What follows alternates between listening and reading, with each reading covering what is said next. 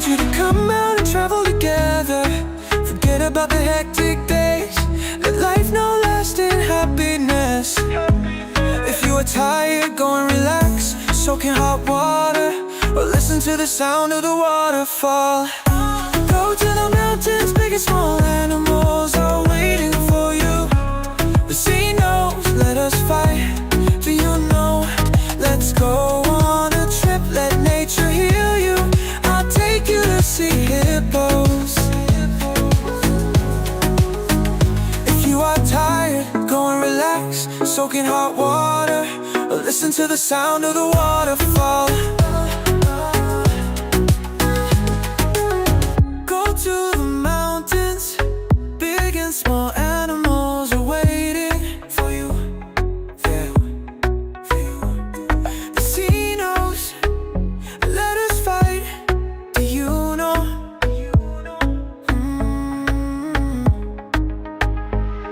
Let's go on a trip, let nature heal you. I'll take you to see hippos. Go to the mountains, big and small animals are waiting for you. The sea knows, let us fight. Do you know?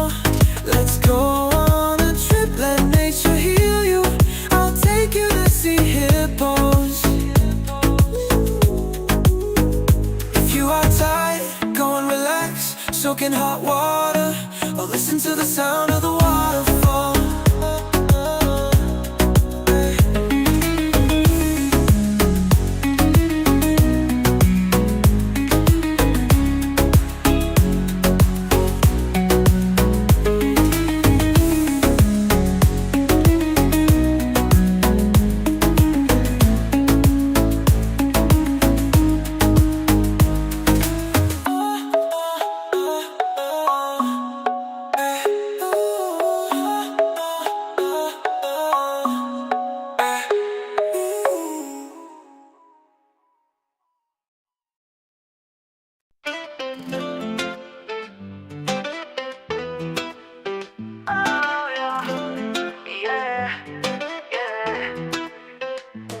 ตามใจเธอจะไปไหน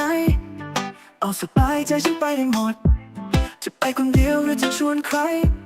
เอาเลยตามใจฉันไปได้หมดอยากให้เธอได้ออกมาเที่ยวกันลืมวันที่มันวุ่นวายปล่อยชีวิตให้รับรู้ความสุขที่ยั่งยืนหากเหนื่อยนั้นก็จงหนีไปพักผ่อนแช่น้ำร้อนหรือจะนอนฟังเสียงน้ำตกไปภูเขาสัตว์ใหญ่น้อยคอยเธออยู่ทะเลรู้ขอให้เราสู้เธอรู้ไหมไปเที่ยวกันดีกว่าให้ธรรมชาติเยียวยาจะพาไปดูฮิปโปหากเหนื่อยนักก็จงหนีไปพักผ่อนแช่น้ำร้อนหรือจะนอนฟังเสียงน้ำตกไปภูเขาสัตว์ใหญ่น้อยคอยเธออยู่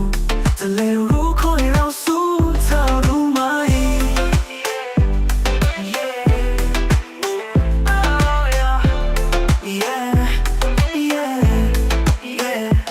ไปใจเธอจะไปไหนเอาสบายใจฉันไปหมด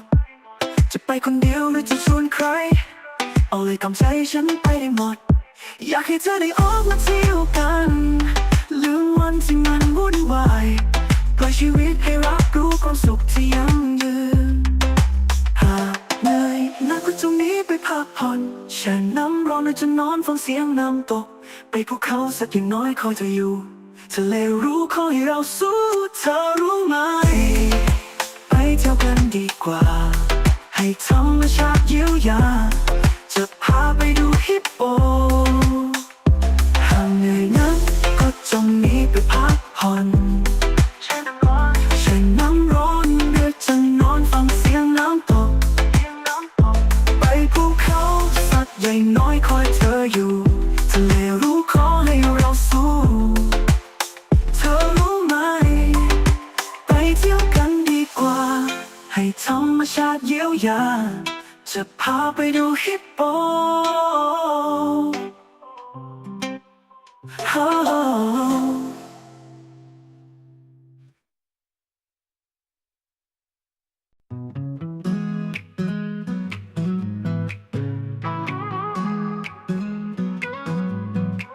ตามใจเธอเลยเธอจะไปไหนเอาสบายใจฉันไปได้หมดจะไปคนเดียวหรือจะชวนใครเอาเลยตามใจฉันไปได้หมดอยากให้เธอได้ออกมาเที่ยวกันลืมบางวันที่มันวุ่นวายไปปล่อยชีวิตให้รับรู้ความสุขที่ยั่งยืนหากเหนื่อยนักก็จงหนีไปพักผ่อนแช่น้ำร้อนหรือจะนอนฟังเสียงน้ำตก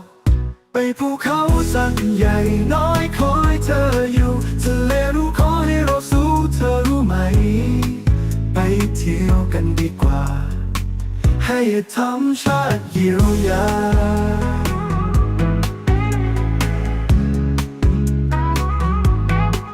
หากเหนื่อยนักก็จงหนีไปพักผ่อน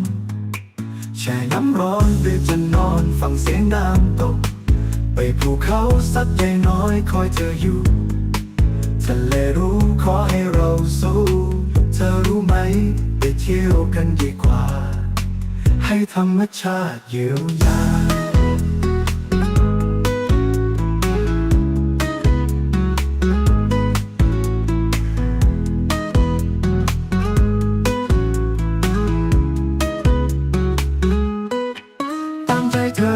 เธอจะไปไหนเอาสบายใจฉันไปได้หมดจะไปคนเดียวหรือจะชวนใครเอาเลยตามใจฉันไปได้หมดอยากให้เธอได้ออกมาเที่ยวกันลืมบางวันที่มันวุ่นวายไปปล่อยชีวิตให้รับรู้ความสุขที่ยั่งยืนหากเหนื่อยนักก็จงหนีไปพักผ่อนแช่น้ำร้อนหรือจะนอนฟังเสียงน้ำตกไปภูเขาสักใหญ่น้อยคอยเธออยู่ทะเลรู้ขอให้เราสู้เธอรู้ไหมไปเที่ยวกันดีกว่าให้ธรรมชาติเยียวยาหากเหนื่อยนักก็จงหนีไปพักผ่อนแช่น้ำร้อนหรือจะนอนฟังเสียงน้ำตกไปภูเขาสักใหญ่น้อยคอยเธออยู่ทะเลรู้ขอให้เราสู้เธอรู้ไหมไปเที่ยวกันดีกว่าให้ธรรมชาติเยียวยา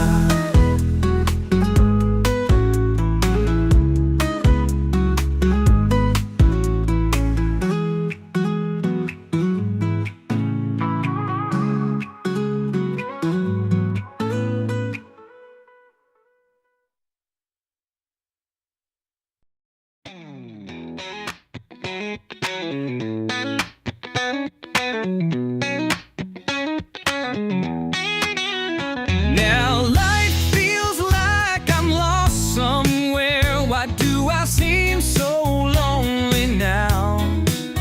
Looking around, why do I have to be like this? Are there really no more people who will understand?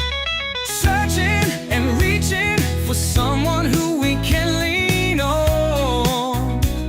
Just take care of me some days when my life is weak. Once in a while, if I run out of strength, unable to stand up on my own, I still search